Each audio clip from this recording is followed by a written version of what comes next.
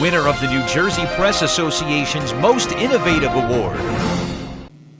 Welcome back to Greater Media Broadcast News. I'm Susie Shia, and I've got the headlines you need to know. Let's see what's happening in your neighborhood this week. The minor league's major fan base. Long Branch Beaches open this summer. State Fair Meadowlands returns. Survey shines light on homelessness. And festival celebrates folk music. New Jersey may not have its own Major League Baseball team, but professional baseball is alive and well in the Garden State. Last year, more than 1 million spectators walked through the turnstiles to see games played by New Jersey's 5 pro baseball clubs, including the Lakewood Blue Claws. But what's the draw that keeps fans coming back? Well, those who attend the minor league games enjoy a night of fun that goes beyond baseball and includes everything from potato sack races to conga line dances.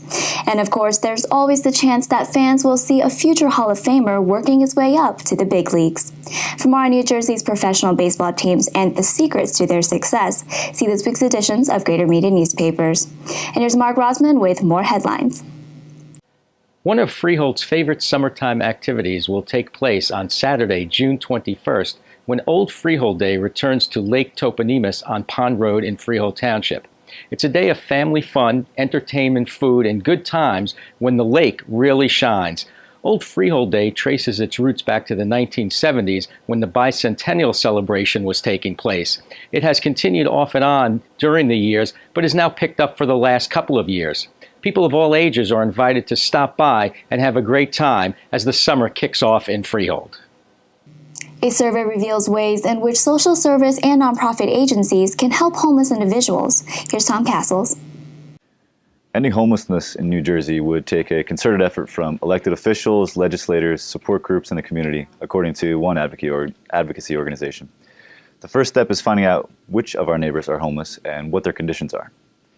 Nearly 14,000 homeless individuals were counted during a point-in-time survey conducted this winter, which amounts to an overall increase of nearly 2,000 people, or 16% over last year. Approximately 1 in 3 homeless people counted was a child, according to the report. That fact, combined with the fact that only about 900 homeless individuals, or 6% of the state's homeless population, were living without shelter altogether, should help people rid themselves of stereotyped images of homelessness. The encouraging news is that in New Jersey counties with aggressive rehousing policies and programs, the length of homelessness has been declining steeply. Middlesex and Monmouth counties are in the process of unveiling and implementing their own rehousing programs, which should have a similar effect. According to Richard Brown, Executive Director of Monarch Housing, a homeless advocacy group, the point-in-time survey is part of a process of realization that we're all in this together. We need to help our neighbors, he said. We need to keep looking for the solutions that are necessary to get us to the point where we don't have our neighbors out there without homes. And here's a roundup of headlines for this week. Long Branch officials expect all 15 of its beaches to be open and ready for summer crowds by June 20th. About 3.3 million cubic yards of sand was added as a part of a beach replenishment project. The state will redistribute $100,000 in donations that were given to an allegedly fraudulent charity. The Hurricane Sandy Relief Foundation funds will be doled out to the Habitat for Humanity and the Food Bank of Monmouth and Ocean counties. State Fair Meadowlands will return to East Rutherford, bringing more than 150 rides and attractions from June 20th to July 6th. The fair will feature more than 50 food vendors throughout 35 acres of fairgrounds. The DEP has proposed revisions to land use rules that it says will make it easier to rebuild after Sandy.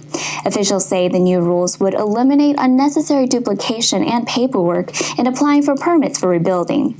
But critics say the change could make the coast more vulnerable and lead to overdevelopment. To read both sides of the argument, see your Greater Media newspaper today. And here's Tim Morris with an update on the local sports scene.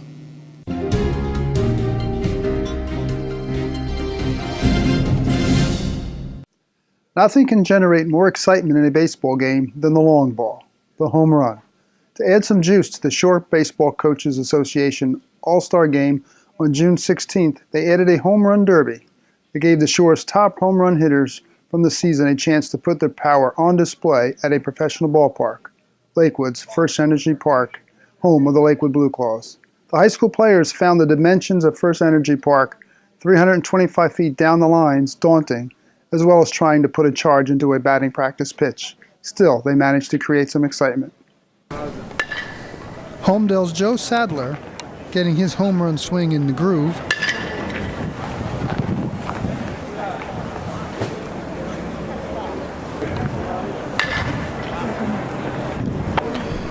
And Howell's Rob Napolitano parked just enough pitches over the wall to advance the second round.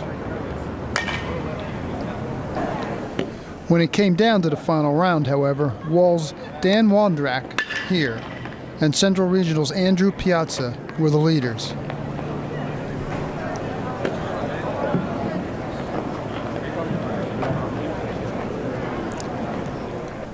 Wondrak put the pressure on with a pair of home runs, including this long blast.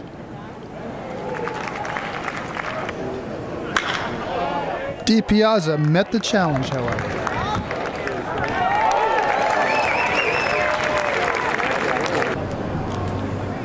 He watches home run number 2 sail over the fence.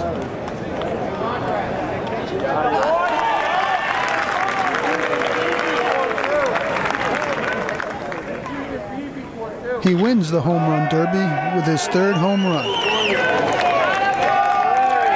Afterwards, he receives congratulations from his teammates. Tim Morris, Greater Media Newspapers. A historic 18th century lighthouse is celebrating its 250th anniversary. Here's Jennifer Amato. If you're looking for an alternative to the Jersey Shore beaches or boardwalks this summer, the Sandy Hook Lighthouse would be a great place to visit. Gateway National Recreation Area celebrated the 250th anniversary of the lighthouse on Saturday. It is the nation's oldest standing and operating lighthouse, being the 5th of 11 built in the former British colonies in the 18th century. To commemorate its anniversary, a colonial-era themed event was planned, including music, a color guard performance, lighthouse tours, Revolutionary War demonstration, and musket drills. An upcoming folk festival is bringing a taste of Philly to Metuchen. Amy Rosen has more. The folk music scene will descend upon Metuchen this month when the Borough Improvement League presents Metuchen Folk Weekend at the Old Franklin Schoolhouse on Middlesex Avenue. 3 separate events will culminate to create a harmonious weekend of folk music that weekend, including the Junebug Art Fest on Friday, June 27th, a mini Philadelphia Folk Festival featuring musicians from the Philadelphia Folk Song Society and Philly Cheesesteaks, too, on Saturday, June 28th, and a family-friendly outdoor afternoon concert on Sunday, June 29th. The Hazy Souls will perform on Friday starting at 7 p.m. Performances by Daniel White, the band Sonoma Sound, and songstress Sharon Goldman will take place on Saturday starting at 8 p.m. A family concert featuring shows by Danny Adlerman, the band Seapost, and Spook Handy will take center stage at 1 p.m. on Sunday. Spook Handy will perform a tribute to the late Pete Seeger. For more information, read this week's Edison Metuchen Sentinel. Back to you, Susie. For more in-depth coverage and additional stories, see this week's editions of Greater Media Newspapers. You can also like us on Facebook.com/Greater Media Broadcast News. I'm Susie Shia. See you next time.